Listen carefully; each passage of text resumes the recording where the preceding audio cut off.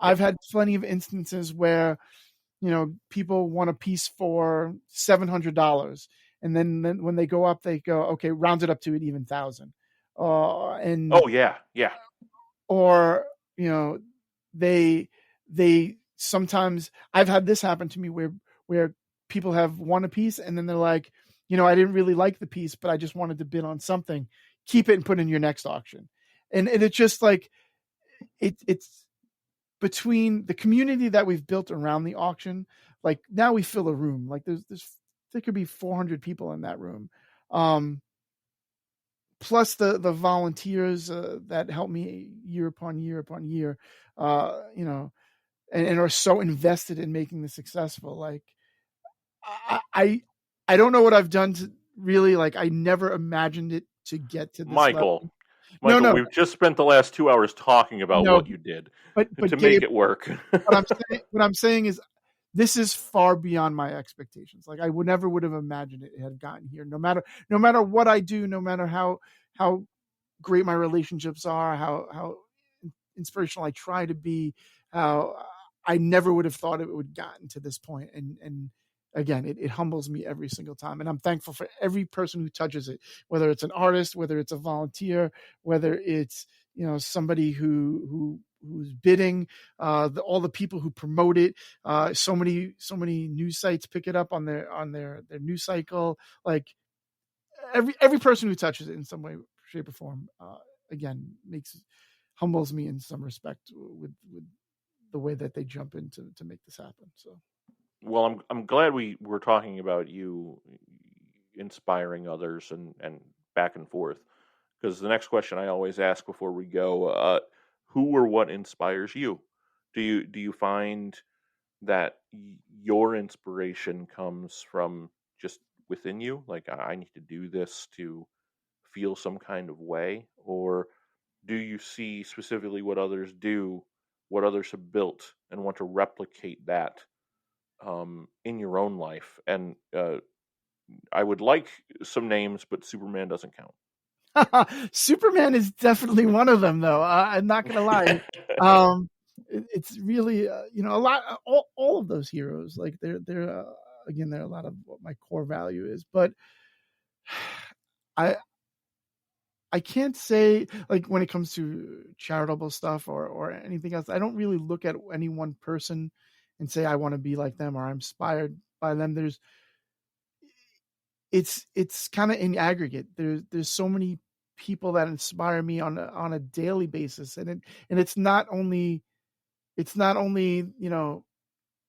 big things. It's little things. It's those kids who see somebody struggling to shovel their walk, and they just go over there and they shovel out their driveway for a person, and that person goes to give them $20 and they wave their hand and they won't take it.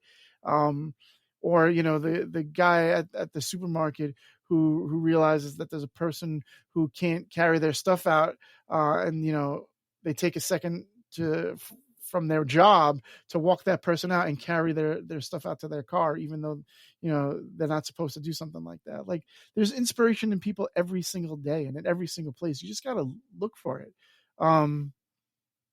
It's not a big thing. It's not a big person. It's a big idea, but it's, there's plenty of people who do great things in the world. People always say, "Oh, St. Jude, Marlo Thomas must be an inspiration to you," and I'm like, yeah, she's very inspirational. I would never say that she's not. Danny Thomas, very inspirational. I wouldn't say no, but it's every person. Every person has some sense of responsibility to kind of leave this world in a better place than they got it, right? And I always feel like I want to be a better person every day. I want to be a better person, and I want to do more for the world.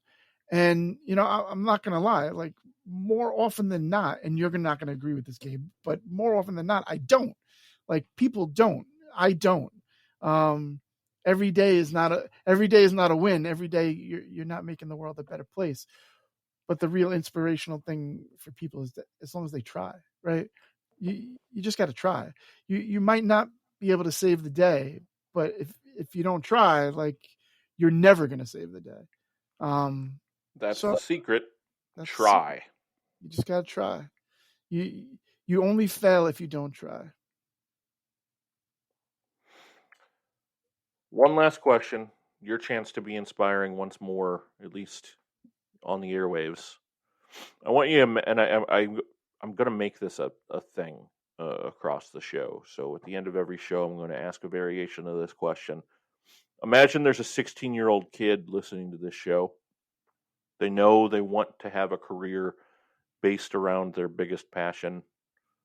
What do they need to do first, today, right now, to start on the path to make that a reality?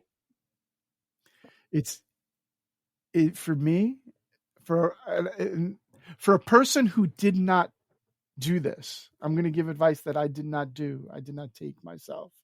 But now in hindsight, I see it.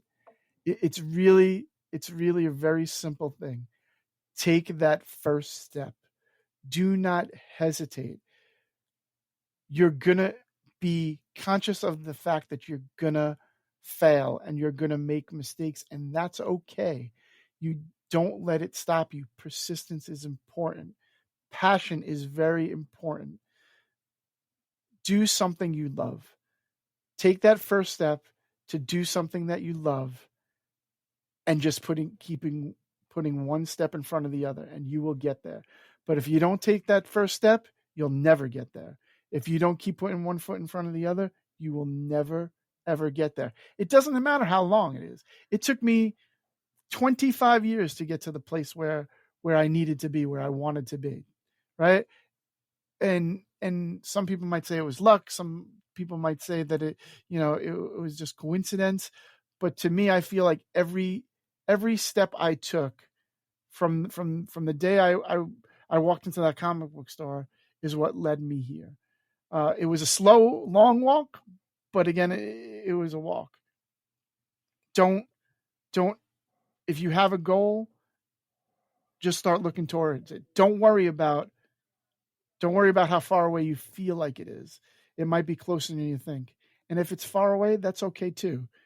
Because you'll get there when you get there. And that it's more important than giving into the fear. Fear is the worst thing. Your own worst enemy. My fear over the course of my life is what did not allow me to get to the place I wanted to be sooner. So don't give into your fear, or at least channel your fear into allowing you to take those steps, one foot in front of the other.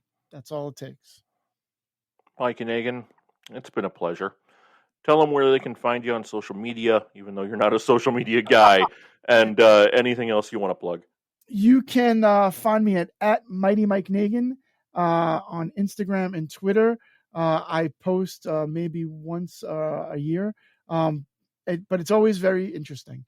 So follow me there. I always promise that someday I'm going to get better at it, and you never know when that day may come, so you don't want to miss it. Of course, once the world kind of rights itself, please join us at all of our Read Pop events, New York Comic Con, C2E2, Emerald City, and so on so forth.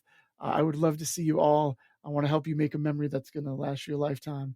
And lastly, and more important, please, if you can, anything you could spare, a nickel, a penny, anything, please support the kids of St. Jude, because they have dreams that they want, that they have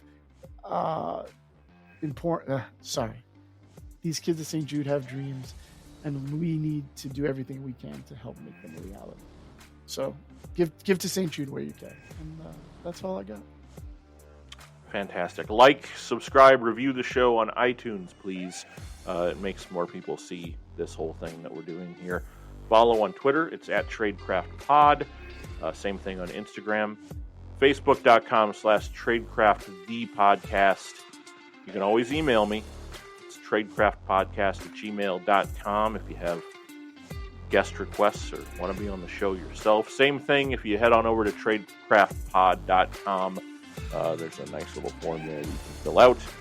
And as they say on the radio, stay right there. We'll be right back.